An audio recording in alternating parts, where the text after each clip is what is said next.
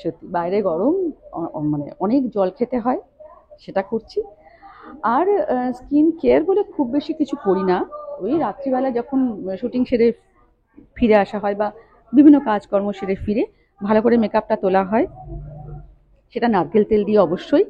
তারপরে একটু দই, বেসন, ঘরোয়া জিনিসপত্র থাকে, এই এইসব দিয়ে একটু হলুদ, এইসব একটু উপটান দেওয়া হয়, ব্যাস। এই, আর কিছু না। একটু যাতে একটু ফ্লুইড আছে সেই ধরনের খাবার বেশি খাই, ফলটা খুব বেশি করে খাচ্ছি। আর অয়েলি ফুড একেবারে না, এখন একদম খাচ্ছি না।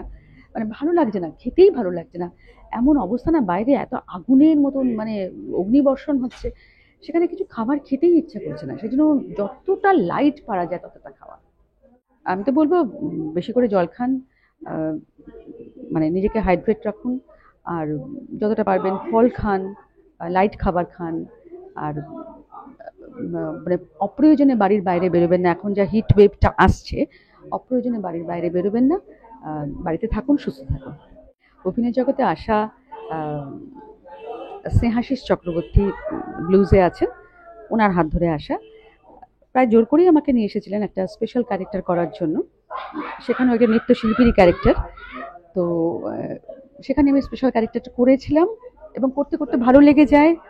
পরপর কয়েকটা কাজ করি, তারপরে একটি ফিল্ম করি, ভাগশেষ।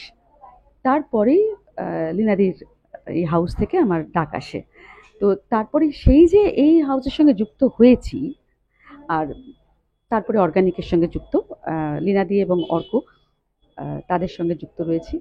এবং এই হাউসের সঙ্গে আমি খুব কমফোর্টেবল, আমি এখানেই কাজ করতে খুব ভালোবাসছি, এবং এখানেই রয়ে গেছি এখনো পর্যন্ত। অনেকগুলো প্রজেক্ট করে ফেলেছি, এবং এখানে খুব কমফোর্টেবল ফিল করি আমি। একটা বাড়ির মতন একটা পরিবেশ, সকলের জন্য এত করে, আর সবাইকে চিনি তো, একটা ভীষণ ভালো লাগে এখানে কাজ করতে।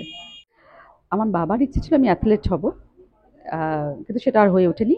তবে গান শিখেছি, বাবারও খুব ইচ্ছে ছিল আমি সঙ্গীত শিল্পী হই, কিন্তু আর সেটা নিয়ে পার্সিউ করিনি অ্যাকচুয়ালি।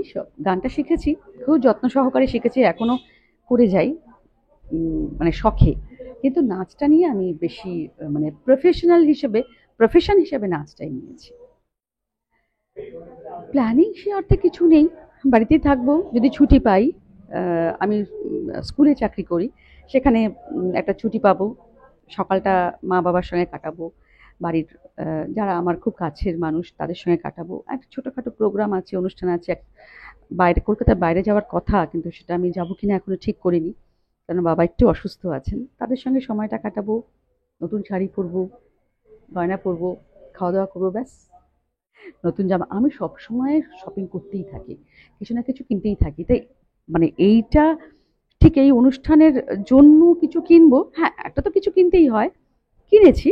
কিন্তু তবু এই যে নোয়াতে এসেছি, এখন দেখবো, একটু দেখছি, ঘুরে ঘুরে দেখছি, গয়নাগাটি একটু কিনবো, শাড়ি কিনবো, আর মার জন্য কিনবো, বোনের জন্য কিনবো, এই আর কি, ভালো লাগে। দর্শকদের উদ্দেশ্যে একটাই কথা বলা, শুভ নববর্ষ, খুব ভালো থাকুন। গরমের মধ্যে নিজেকে ঠান্ডা রাখার চেষ্টা করুন। বাড়ির বাইরে খুব বেশি অপ্রয়োজনে বেরোবেন না, এবং খুব করে জল খান। সুস্থ থাকুন, ব্যাস এটুকুই বলার। আর নোয়ার সঙ্গে থাকুন, নোয়ার আড্ডাতে মাঝে মাঝে আসুন, সকলে মিলে আসুন, খুব ভালো লাগবে।